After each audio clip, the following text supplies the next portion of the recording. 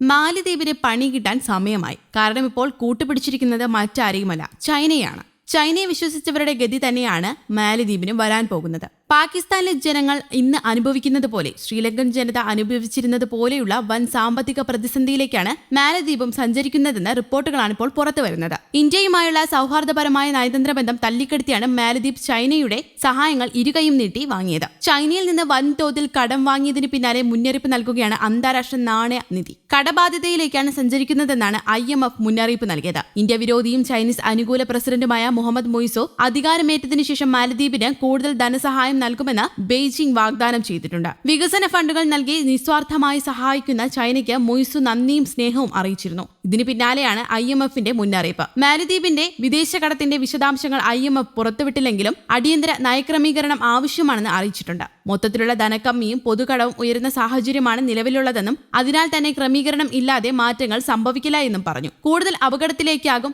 ദ്വീപ് രാഷ്ട്രത്തെ ഇത് നയിക്കുന്നതെന്നും അന്താരാഷ്ട്ര നാണയനിധി വ്യക്തമാക്കുന്നു. കൊറോണ മഹാമാരിക്ക് ശേഷമാണ് രാജ്യം സാമ്പത്തികപരമായി പുരോഗതി കൈവരിച്ചത്. കടൽ തീരങ്ങൾക്ക് പേരുകേട്ട മാലദ്വീപിന്റെ സമ്പദ് വ്യവസ്ഥയുടെ സിംഹഭാഗവും വഹിക്കുന്നത് ടൂറിസം മേഖലയാണ്. വിമാനത്താവള വിപുലീകരണവും ഹോട്ടലുകളുടെ വർധനയും മേഖലയെ കൂടുതൽ ഉത്തേജിപ്പിക്കുമെങ്കിലും ടൂറിസം മേഖല കടുത്ത തിരിച്ചടി നേരിടുന്നതിനാലും അനിശ്ചിതത്വം ഉയർന്ന സാഹചര്യത്തിലും ഇത് കൂടുതൽ ദോഷം ചെയ്യുമെന്നും IAF പറയുന്നു. ചൈനീസ് അനുകൂലി മുയ്സുവിന്റെ ഉപദേഷ്ടാവായ അബ്ദുള്ള യമീൻ ഭരിച്ചിരുന്ന കാലഘട്ടത്തിൽ മാലദ്വീപ് കടക്കെണിയിൽ ആടി ഉലയുകയായിരുന്നു. 2018 വരെയുള്ള 5 വർഷക്കാലത്തിനിടെ നിർമ്മാണ പദ്ധതികൾക്കായി ചൈനയിൽ നിന്ന് വൻതോതിൽ കടമെടുത്തു. 2021 വിദേശ കടത്തിൽ 42% വർധനയാണ് രേഖപ്പെടുത്തിയതെന്ന് ലോകബാങ്കിന്റെ റിപ്പോർട്ടിൽ പറയുന്നു. ഇതിനിടെയാണ് പുടിന് പീരെ എന്ന വണ്ണം കടം വാങ്ങിക്കൂട്ടുന്നത്. ഇന്ത്യൻ പ്രധാനമന്ത്രി നരേന്ദ്രമോദി അധിക്ഷേപിച്ച 3 മന്ത്രിമാരെ ഗത്യന്തരമില്ലാതെയാണ് മാലദ്വീപ് സർക്കാർ സസ്പെൻഡ് ചെയ്തത്. മറിയം ഷിയുന, മാൽഷ ഷെരീഫ്, മഹ്സൂം മാജിദ് എന്നിവർക്കെതിരെയാണ് നടപടി സ്വീകരിച്ചിരുന്നത്. പ്രധാനമന്ത്രി നരേന്ദ്രമോദിയുടെ ലക്ഷദ്വീപ് സന്ദർശനത്തിന് പിന്നാലെയായിരുന്നു മാലദ്വീപ് മന്ത്രിമാർ വിവാദ പരാമർശം നടത്തിയത്.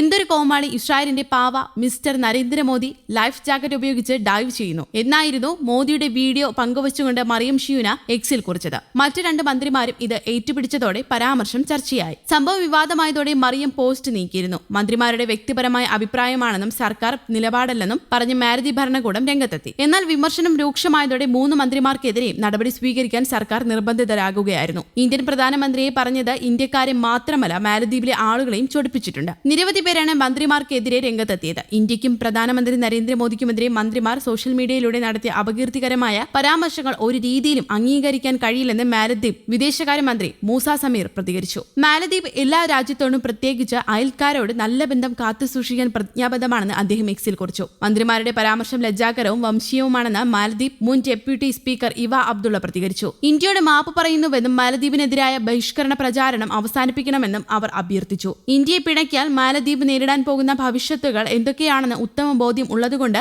വിദേശകാര്യമന്ത്രി അടക്കമുള്ളവർ തങ്ങളുടെ മന്ത്രിമാർക്കെതിരെ രംഗത്തെത്തിയത്. എന്നാൽ മന്ത്രിമാരെ പുറത്താക്കി സേഫ് ആകാൻ മാലദ്വീപിന് സാധിക്കില്ല. കഷ്ടകാലം തുടങ്ങാൻ പോകുന്നതേയുള്ളൂവെന്നും പുറത്തുവരുന്ന റിപ്പോർട്ടുകൾ സൂചിപ്പിക്കുന്നത്. News desk Kerala Kaumudi.